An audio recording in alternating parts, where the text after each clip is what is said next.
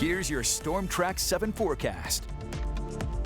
Good afternoon, Eastern Iowa. I'm Storm Track 7 meteorologist Danny Cassidy. Overall, nice way to wrap up the work week. High temperatures will be pretty seasonal here in the low to mid 80s. Mostly sunny skies with a light southeasterly wind around 5 to 10.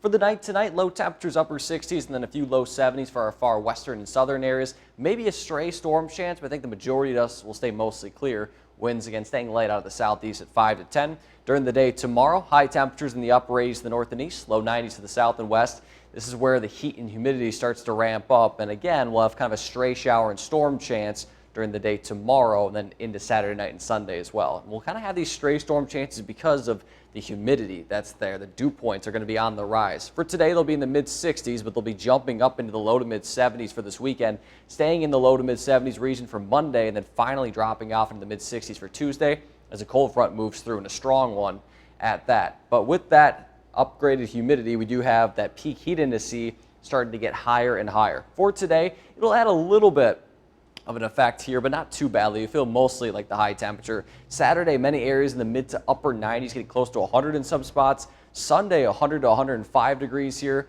Monday, upper 90s and low triple digits. Before Tuesday, it'll feel like the high temperature is.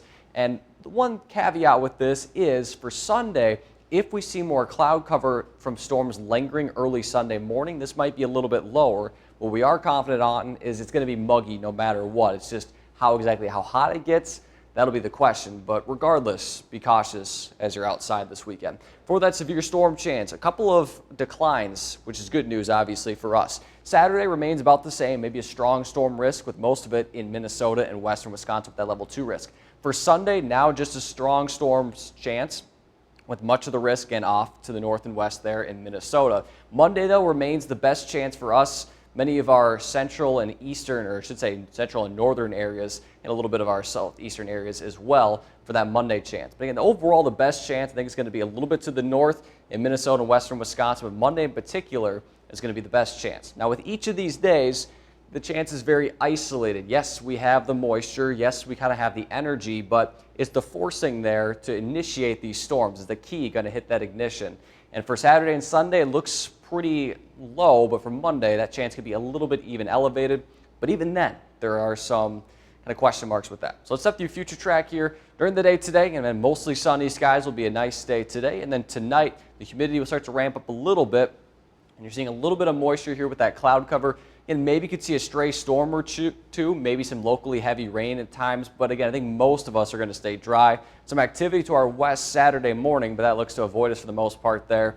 I think most of the day Saturday will be dry. It's off to our north in Minnesota and Wisconsin. There's going to be a very strong storm complex moving in. Now the question is, does it stay to the south, or should it stay to the north and to the east, or does it trickle into our area? I think for now it's going to stay to the north and to the east, but this is an area we'll have to watch as it moves through. Do our far northern and eastern areas get affected?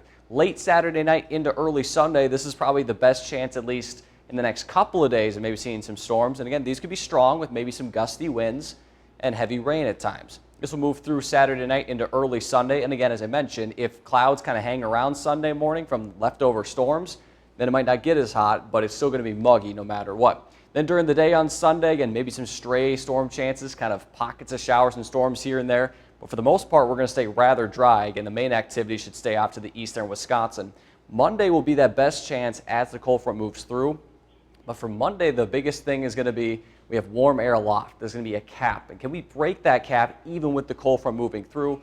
If we do, again, we could see strong severe storms with damaging wind gusts, the main threat, as well as locally heavy rain. So stay up to date on the forecast with that. Again, storm chances, a little bit more uncertain. The heat, a little bit more on the likely side. So your city-by-city forecast for Waterloo, Dubuque, Cedar Rapids, and Iowa City. Heat on the rise through Sunday. Sunday is probably going to be, again, the warmest, barring any of that cloud cover during the morning. Monday will be pretty similar, and then that chance for storms Monday would be during the afternoon and evening hours into the overnight hours Tuesday morning. Tuesday, look at that, much cooler, about a 10-degree drop-off, not only with temperatures, but probably dew points as well. After Tuesday, it's not going to get much better than this for mid to late July. Highs in the low to mid 80s with dry conditions.